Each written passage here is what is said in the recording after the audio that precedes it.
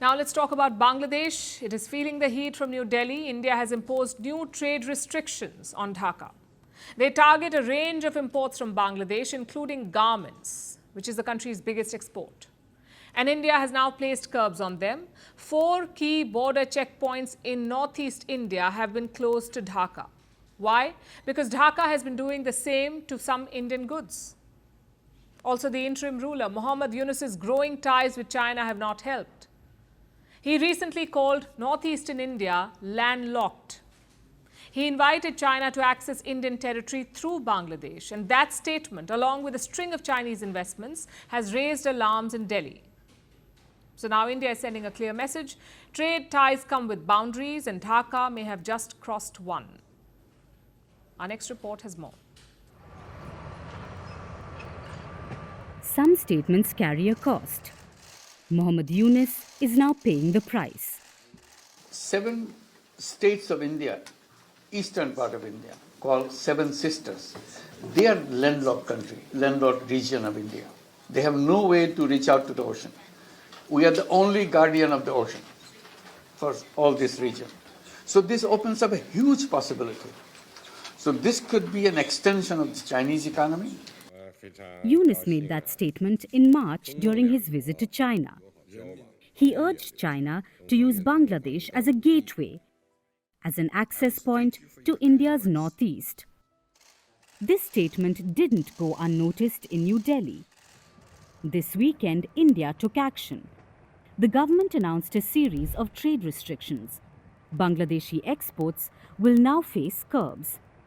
They won't have access to all the land ports. A range of imports have been impacted by this order. From ready-made garments, that's the largest export of Bangladesh and a vital source of dollar inflows, to plastic items and wooden furniture. Even carbonated drinks, bakery, confectionery, cotton yarn and dyes. Its exporters will now lose access to 4 key land routes: Tripura, Assam, Meghalaya and Mizoram, all located in India's northeast. These gateways are now closed to Bangladesh. New Delhi isn't just closing its doors, it's matching Bangladesh measure for measure. Dhaka had earlier restricted Indian yarn shipments.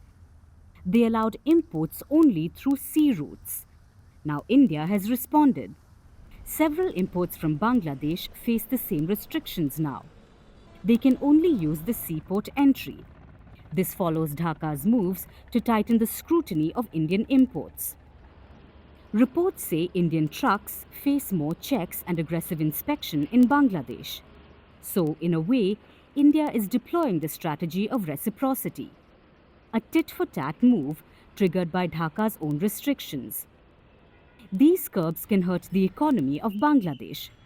It's already under strain. Dhaka needs more foreign exchange. Its books are under pressure. India's curbs could impact $770 million worth of exports. That's nearly 42% of Bangladesh's shipments by land to India. But India has legitimate reason to be concerned. Under Yunus, China has made deeper inroads in Bangladesh. In March, the chief advisor visited Beijing and signed multiple deals. This includes at least 8 MOUs. New investments were announced.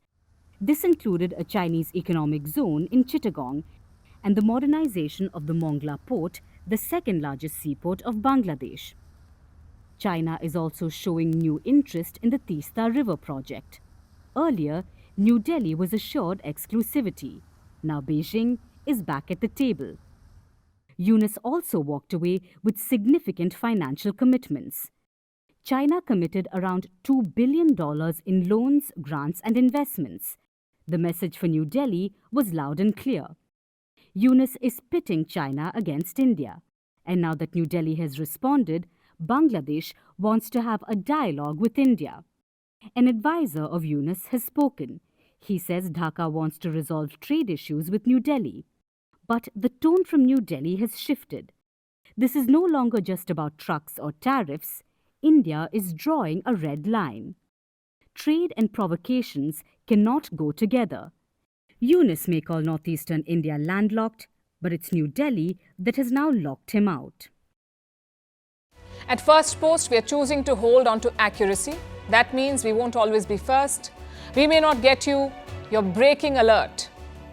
But what you will get is what we owe you. And that is the truth. Verified, checked, and cross-checked. We rely on sources and verified ones. After all, that's what separates a journalist from a loudspeaker. But sometimes even we miss a beat.